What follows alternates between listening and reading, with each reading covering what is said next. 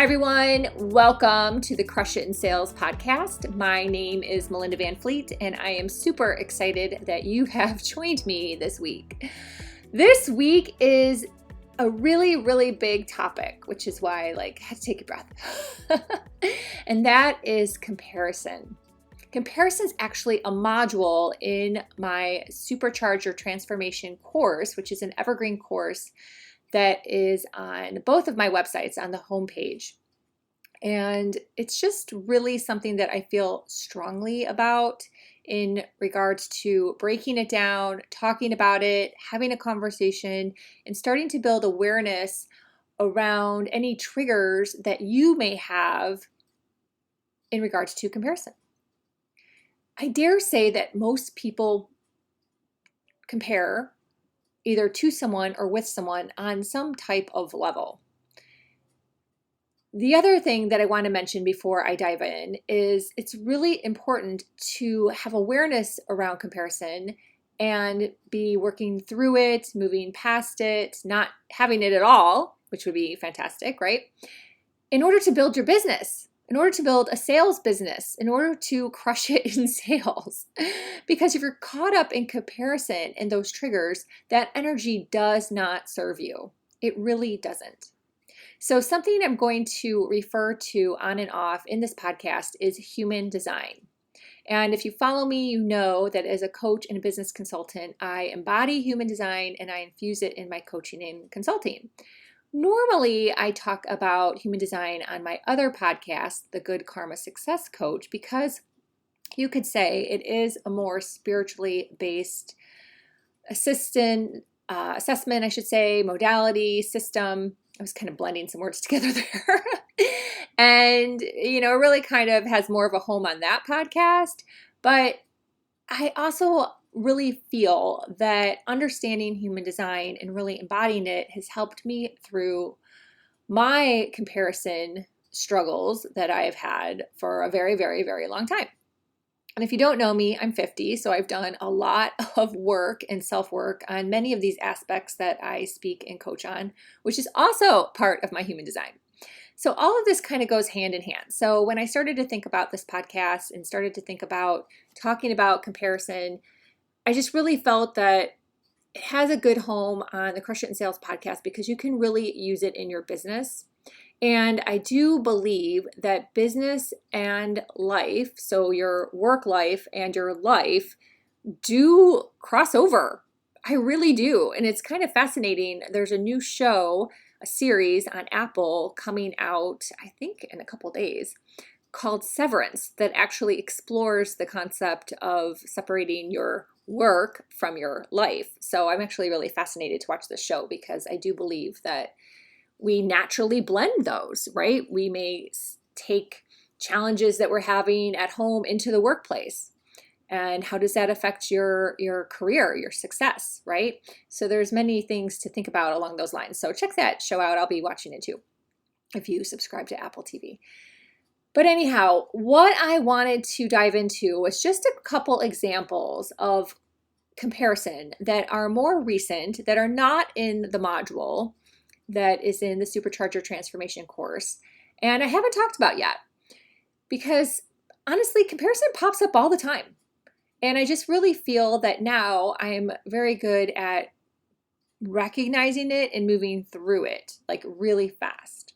And recognizing it in a way of, how do I put it? Like excitement that I moved through it, like excitement that it didn't bother me, happiness, peace that it didn't bother me, calm, celebration for the other person. So other emotions have evolved from my work on this aspect of life, really, life in our human brains, versus triggers and feeling bad about myself or possibly stopping something that I was working on, because comparison can do a lot of damage, right? If you're comparing yourself to someone who's really ahead of you, it can cause you to stop or delay in what you were doing or judge yourself and go through a whole set of situations there and mind loops.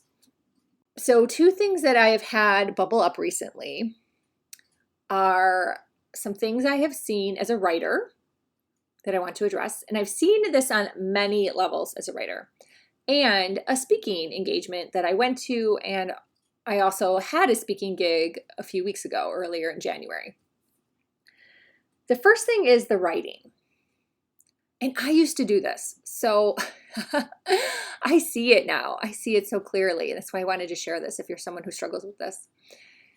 There are camps, I'm going to say, of writers that will say, and also coaches, I'm going to say this as well, coaches, writing coaches, speaking coaches, that say you have to share story. In order to be a good writer, you need to share story. You need to be a good storyteller. In order to be a good speaker, you need to be a good storyteller. In order to, change someone's lives, you need to be a good storyteller. I've heard it all. I have taken a gazillion speaking courses.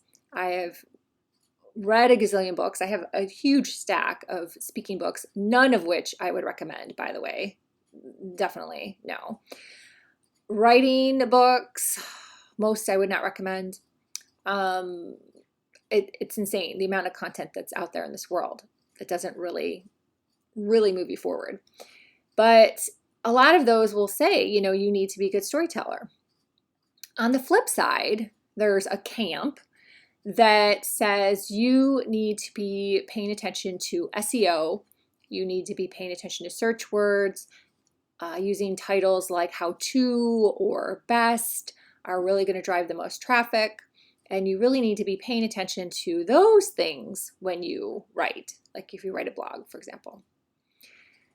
Even when you write a book, like there's a whole camp of, using search words for your title, which is what I did. And I don't really think it was effective. What camp do you listen to? What camp do you listen to? And second, how are you already creating content? How are you designed? How is your human design? So when I read someone's article on Medium, sometimes that person tends to write with story, which is fantastic. I might read another writer's article on Medium, and that person writes just as information, right? Tips, information, top 3 tips. I think both are fantastic.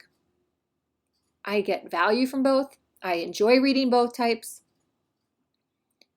It really comes down to the person and how they're designed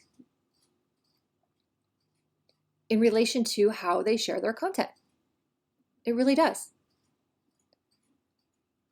So here's a further example where I'm going to actually share the human design profile. And this is based on my assumption, but I actually would really be shocked if my assumption wasn't true, because it might be also intuition. Intuition and assumption at the same time. But I tend to be more of a storyteller. Am I saying I'm the best storyteller? That's not what I'm saying. And there's people that are going to be amazing storytellers that move you to tears. And there's going to be storytellers that you have aha moments with, I'm going to say, more than moving me to tears, if I want to put it that way.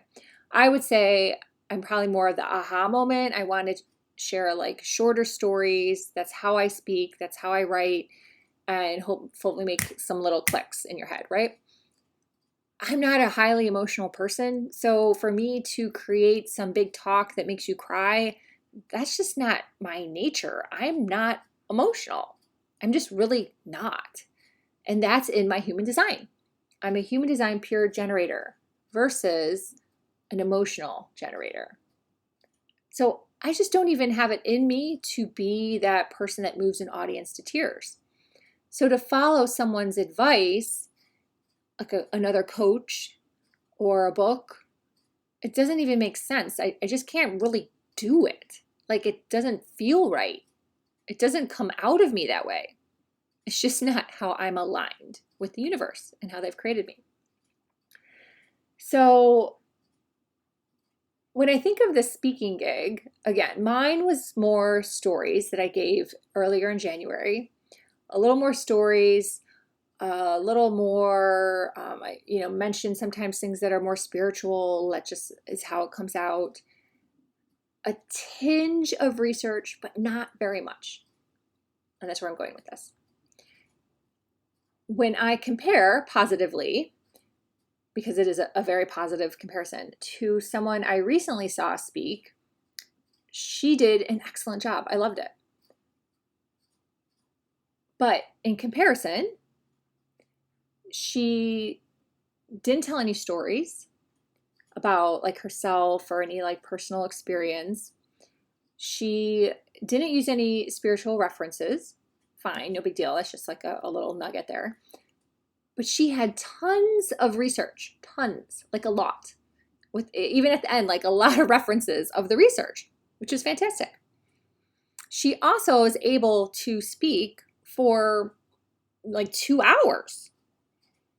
I'm like a 30-minute speaker, and then I'm kind of done. Honestly, again, I would dare to say it's just our human design. When you look at my human design chart and you look at the my throat area, if you know anything about human design, and I'm going to put the human design link in the show notes here so you can pull your charts. But if you look at my throat, if you were to see my chart, I only have one gate that leads to a channel. That's it. Someone else that may be someone that speaks a lot more likely has a lot more gates and likely more channels. And it brings me back to when I was in human design class, there was a woman who spoke up very frequently. She had 8 gates out of 11, if I remember the number correctly. 8. I have 1. So that woman could probably easily speak for hours as a presenter. I can't. It's just not in me. I'm like a half an hour, add in 15 minutes if people are really chatty and discuss a lot because I do make it interactive. But I'm just not going to talk for 2 hours. So I know that about myself now, and I'm not going to sign up for a speaking gig that is like has to be an hour or has to be 2 hours because I just really can't do it. So I'm putting myself in a disservice. I'm taking myself out of alignment with how I've been created by trying to do something in my business that just doesn't make sense. It doesn't work for me. I've learned this. I know this. I've given enough talks live and in person and also on Zoom, enough podcasts to know it's about 20 minutes and I'm good. That's all that comes through me. That's all I have to share. I got to move on. Right? But there's nothing wrong with either way. That's my point about this comparison. There's nothing wrong with either way. My profile in human design is a 3-5. The 3 is the stories, the lessons, the martyr. If someone has a 1 in their profile, that means they're an investigator. They like to dig. They like to research. They love that. They love that either internally or sharing that with the world. My husband Ryan is a 1-3. So he loves to dig. Sometimes I'm like, pencils down, buddy. You've been looking up all that stuff all day long. Like, aren't you ready? So he loves to dig. He loves it. It fuels his soul. He loves it. He was designed that way. And then his 3 is that he shares that. He shares his lessons with the world. I'm a 5. That's teaching with the world. So we actually both live in our design, right? So this other speaker that I'm comparing myself with, she is likely has a 1 in her profile because her talk was filled with amazing data that was based on research. It was all shown at the end. She showed all her links. So she must have had like at least 15, 20 resources.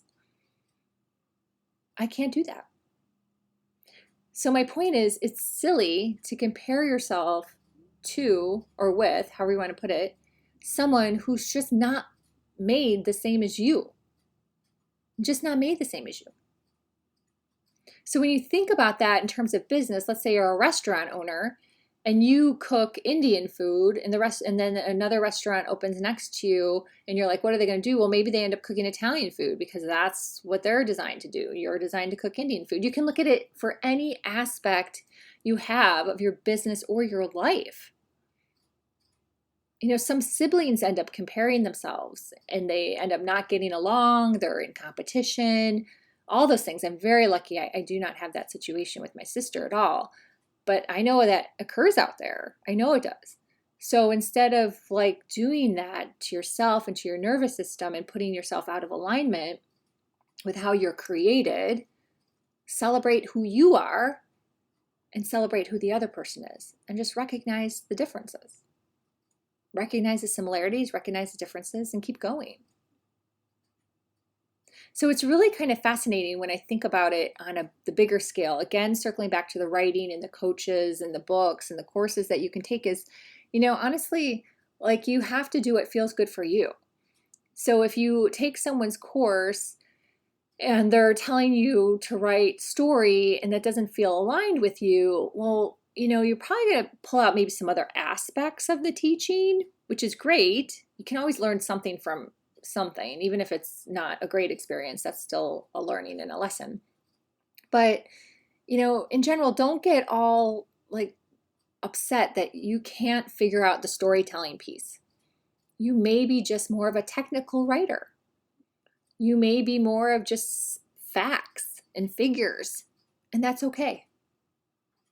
So as we look at people's content and we read an article on Medium that is basically telling you in order to have followers, you need to share a story, I don't agree with that because I read plenty of articles. My favorite spiritual writer on Medium never shares one personal thing about herself or a story about anyone else. And I read every single one of her articles, comment and clap. So just do your thing. Do your thing with what feels good for you and what you're aligned with, because that's where the magic happens. It's really not a complicated thing. It's more of retraining your brain to have that shift is all it is. It's all it is. And what that self-help business industry, is like 38 billion. I pulled the number the other day, like $38 billion because people don't do it. People hear advice and they don't do it. They don't change. They don't embody it. They don't. It's insane. It's literally insane. Albert Einstein created a quote, the definition of insanity is doing the same thing over and over and over. He was talking about us, people. He was talking about people. And many years later, I don't know the date that he said that quote, but Jesus, we're in 2022, right? So use these tools and tips. Take a moment, build awareness, shift. I hope you listened to my podcast the other day, the Good Karma Success Coach, episode 179 on manifestation and the law of attraction. I'm sharing gold. Do it. But here's the thing. I know I can share it over and over and over because people won't do it. But I want to hear you do it. I want to hear that you did it. I want to hear that you embodied it and you made a difference in your life. Seriously, people, this is real. And if you do these things and you embody this and you move past the comparison to a place where you feel good, your business is going to be successful because you're just focusing on yourself and what you're energetically aligned to. And that's when it's all going to start to happen. So I hope you like this podcast. I would love to hear from you. I'm available for private coaching, melinda@melindavanfleet.com. And if you are interested in working with me on a consulting basis, especially if you are a new entrepreneur, I would love to work with you. It's just really become my favorite thing is helping new businesses because I've been there. And I would love to help you. I think it's fun. I think it's really, really fun. And I'm so excited when I hear about entrepreneurs starting up and getting started in their businesses because, the world is their oyster and they just are happy and excited about the future. So I think that's really fun. So until next week, I hope you crush it in sales. That's all I've got. Thanks for listening.